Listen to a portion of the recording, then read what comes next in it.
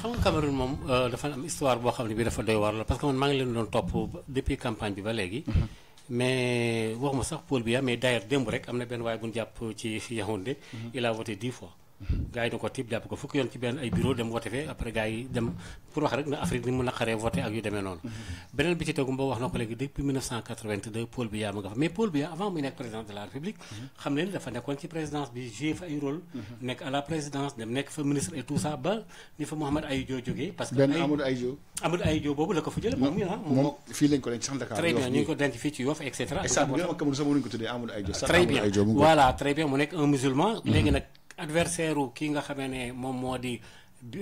Paul Biya mi Issa Bari fi nu toll nii bureau de vote bi nga xamee ne moom moo di fa la sa ay wote dañ ko faa gagné parce que là 44 la fa am kii am fa 111 ci tey loolu tendance yooyu moo continué woon en tout cas démb ba ñuy tëj bureau de vote yi léegi nag am na ñu doon manifester ci biir Yaoundé di wax naan comme ni nga ko waxee léegi gagné nañu mais Paul Biya comme moom yàlla da ko jox doole et d'ailleurs rappelez-vous bien que kenn ci ay doomam bi jigéen dafa battre campagne ne bu ko kenn woteel sama papa parce que koo xam ne kii yow dem nga na ba fi nga toog da ngay nelaw boo yëkkati ko pratiquement dañ lay yëkkati ngay dem di faju ji di ñëw quelques jours avant campagne électorale dafa dem Europe xaw ma lu mu doon wuti foofu dem kii dikkaat nangam ak nangam mais aujourd'hui li xewoon 2011 daa mel ne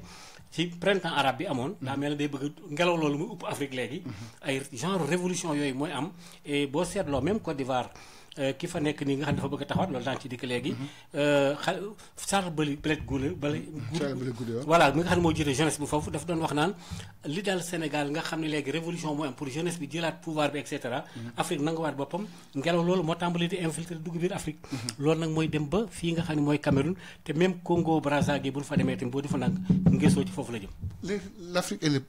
pouvoirs nit ak nguur non xam nga ñun xam nga ñun nguur def noo gane si ñun moom daanaka noonu ñun ay ceeb doo fi nekkoon nekk ñi ay dammeel ak yooyu mais nguur gu correct nii ci àddina bi tubaab yéen ko gën a miin waaw ñun nag léegi dañoo demoon dem yi du am ci tubaab yi par exemple boo war a jëm soo war a jeexal da ngay jeexal waaw mais am na koo xam waaw mais justement moo tax c'est une question de culture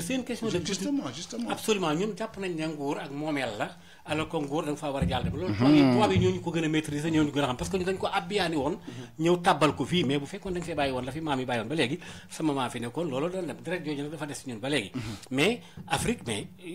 waaye jëlal kaa Tchad rek par exemple aujourd'hui kooku tey papaam bu fàttu woon ba léegi ma nga fa xam nga affaire yi nag loolu nag moom lu naqaree dindi ci Afrique lay doon xëy na peut-être am na quelques réew yu ci jóge ci wàllu ay genre alternance lu mel ne Sénégal Nigéria Bénin yooyu Ghana waaw Ghana sax léegi moom ça va alhamdulilah mais c'est vrai que ay militaires dafa nekkoon mais soo xoolee ni safor xamoon fàtte naa tur sax xamoon ni safor nanati nekkoon beneen ni safor Soglo voilà beneen nekkoon fa par exemple ak kacategu Mathieu Kérékou waaw mu ne ñooñu nga xam ne ay alternance 2 fois dox na seen diggante après c'est le Sénégal sinon bon Afrique moom mu ngoog quoi yaa ma gën a xam donc on n'est pas encore pour Cameroun tey jii mën nañu jàpp nañu ñaan rek yàlla def mais Paul Biya mën naa tapé ci table yi waxuma dara mais xam nga tout peut arriver parce que tey boo koy xool dafa mel ni gis nga dafa am régime yoo xam ne président bi marionnette rek lay nekk ñuy diriger en réalité c'est véritablement une oligarchie militaire yore doole ji et cetera ñoo yor doole ji c'est comme jamono ji nga xam ne en Algérie Bouteflika mi ngi AVC toog si fauteuil mënul sax yëngal bopp yoo xam nga ni kooku dirigé wul woon ay dégg dañ ko tegoon noonu même Bourguiba voilà dañ ko même Bourguiba loolu ko daloon voilà donc juste pour dire que Cameroun en réalité ça peut mën na nekk une exception en Afrique si élection bi ba nga xam ni en Afrique centrale principalement parce que Afrique centrale quand même da nga koy xool si wàllu président yu yàgg bokk na si seen président yi si gën a yàgg à l'image de Sassou Nguesso jump voilà Sassou Nguesso si wàllu boppam moom ak Nicéphore kii ak comment dire comme j'oublie le nom dina ñëwaat Nicéphore Soglo pas non Nicéphore Soglo c'est au Bénin def nañ fi benn genre guerre civile. mais yow Pascal j'ai oublié le nom mais c'était Pascal. waaw dina il était parti en exil et tout. xam nga donc pour wane ni guerre civile amoon na léegi nag waa c'est bien Pascal Lissouba donc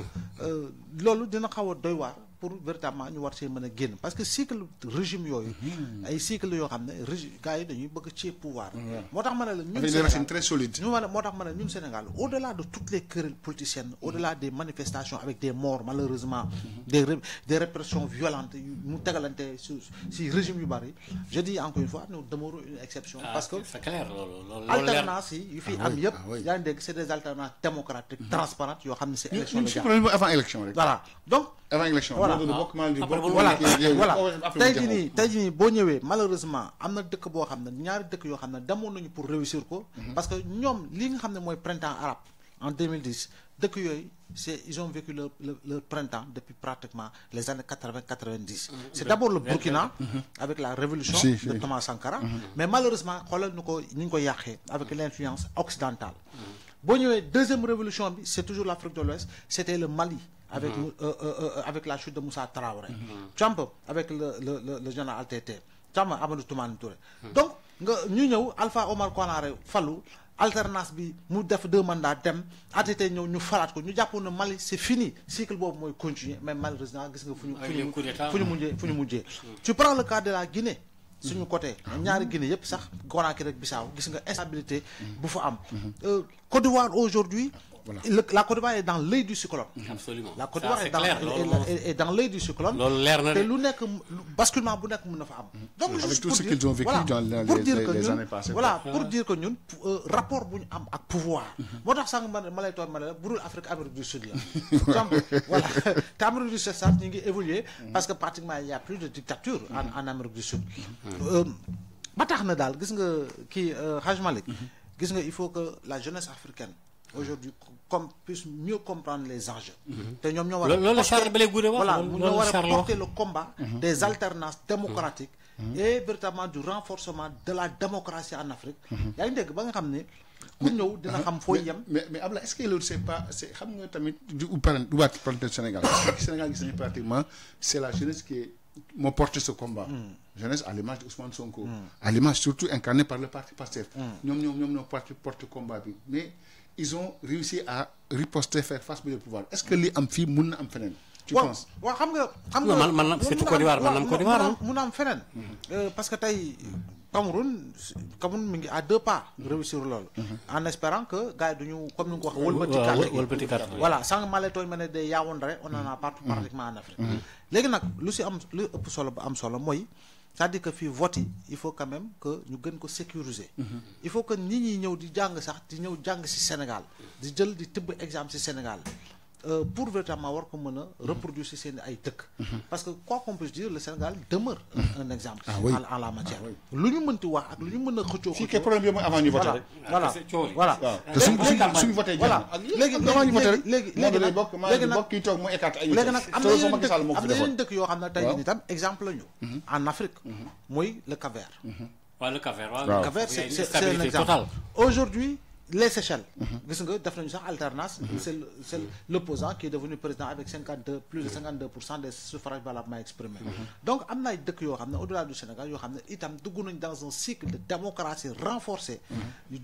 démocratie yu dëgër yoo xam ne effectivement ñu ci liggéey. avec une société civile également debout. boo xam ne ñi ngi ànd ak askan wi ci lu bari loo xam ne dañ koy anticiper en termes de crise te quoi qu'on puisse dire am nañ ko fii tamit Sénégal. n'oublions pas que le dialogue là le facilitateur général du docteur Cheikh Gueye il vient de la société civile c'est un produit de la société civile voilà donc yooyu yëpp il faut ñu ci tenir compte que ni au moins am nañu loolu et on a une société civile qui a moins d'accointance politique ak yenn acteurs yi contrairement à une certaine société civile en Afrique yoo xam ne booy jàngat di nga gis ni effectivement am na gàllankoor gu bari contrairement ak suñu yos